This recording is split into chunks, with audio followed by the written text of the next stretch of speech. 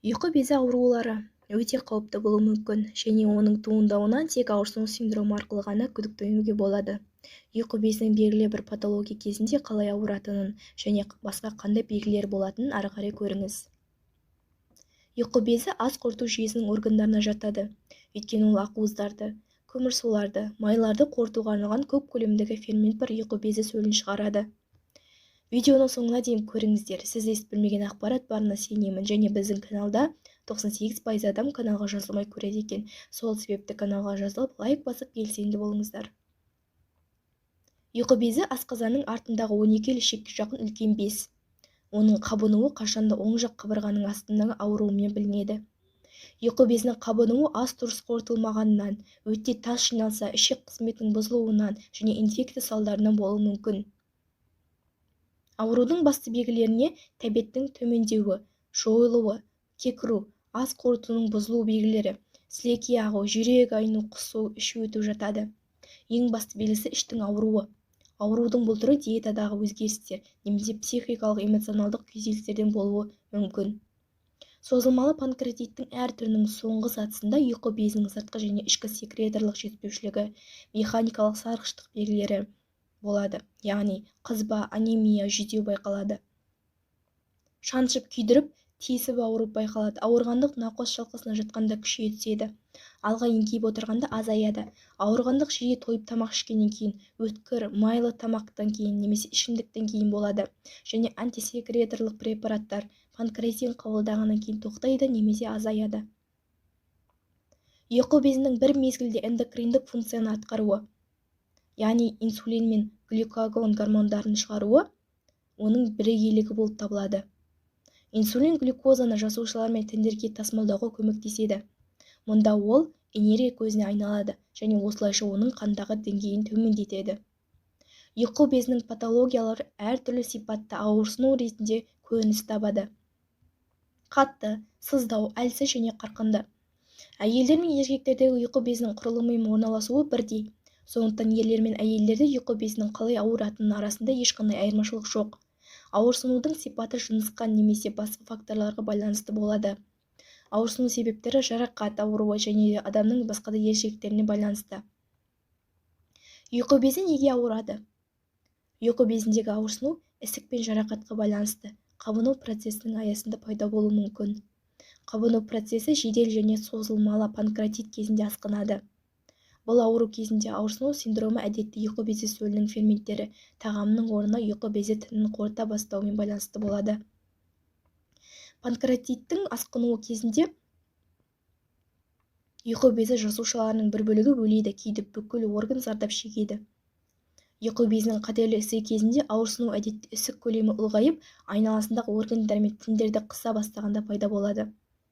Ұйқы безінің ауруларының асқынуын тудыруы мүмкін бірнеше фактор бар. Ол біркелкі тағам, фастфуд пен майлы тағамдарды жиі тұтыну, алкогольдік ішімдікті шамадан көп мөлшерде ішу, темекі шегу, кейбір дәрі-дәрмекті бақылаусыз қабылдау, ішке қабылдайтын антибиотиктер, зәр айдау құралдары, паразит зақымдауы мүмкін. Созылмалы панкреатиттің 60-70% алкогольге байланысты туындайды. Ал темекі шегу алкогольдің ұйқы безіне кері әсерін күшейтеді және аурудың асқынуын қаупін тудырады.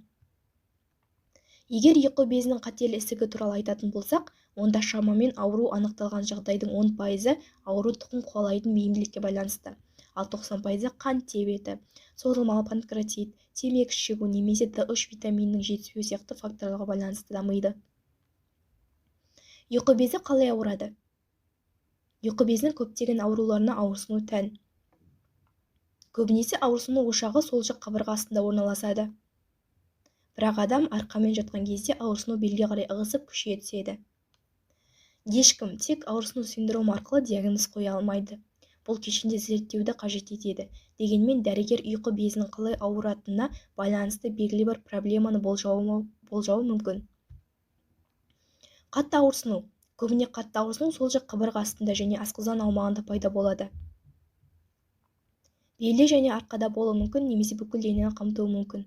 Мұндай ауырсыну әдетте жедел панкреатит және созылмалы панкреатиттің асқынуы кезінде пайда болады. Ал алкоголь мен майлы тағамдар асқынуды өршітуі мүмкін. Панкреатит кезінде ауырсыну әдетте тұрақты және ауырсынуды басатын дәрілерді қабылдағаннан кейін бәсеңдемейді. Бірақ денені алға қарай еңкейтсе немесе іштің жоғары бөлігіне салқын нәрсе қойса, ауырсыну синдромы әлсіреуі мүмкін. Сыздаған ауырсыну. Сыздаған ауырсыну бұл өткір және созылмалы аурулар кезінде пайда болады. Қарқындылығы төмен, біртіндеп күшейтетін ауырсыну. Сыздаған ауырсыну созылмалы панкреатиттің соңғы сатыларында кездеседі. Панкреатитке арналған тамақтану бойынша ұсыныстар. Сары майды қабылдауды шектеңіз. Диетада сорпа немесе майлы ет сорттары, саңырауқұлақтар, консервілер, маринадтар, пияз, чеснок сияқты немесе торттар, пирогтар, газдалған сусындарды, кофені алып тастағаныңыз жөн. Қара бидай немесе бидай наны жоғары сұрыпты болуы керек. Майсыз диеталық ет және балық сорттарынан жасалған тағамдар. Майсыз сиыр еті, тауық еті және басқалары қолайлы. Ұйқы безі жақсы көретін тағамдар негізінен бумен пісіру керек. Немесе қайнатылып бұқтырылған тағамдар. Айран, ашытылған сүт, қаймақ немесе йогурт сияқты сүт қышқыл өнімдері. Жоғары пастерленген, жоғары сапада болуы керек. Мұндай сүттің майлығы неғұрлым аз болған сайын ұйқы безі үшін пайдалы болады. Омлет түріндегі жұмыртқа ұйқы безіне өте пайдалы, және де оған майсыз ірімшік немесе көкөністерді қалауыңызша қосып жеуге болады. Дәнді дақылдар арасында ең пайдалысы күріш, қарақұмық, арпа, сұлы болып табылады. Ал көкөністер арасында ең таңдаулылары картоп, асқабақ, баклажан, сәбіз, қызылша және түрлі түсті қырыққабат. Ұйқы безі үшін пайдалы тағам жеміс. Тәтті сортты алмаларды жеуге болады және десерт ретінде 1-2 алмұрт жеткілікті.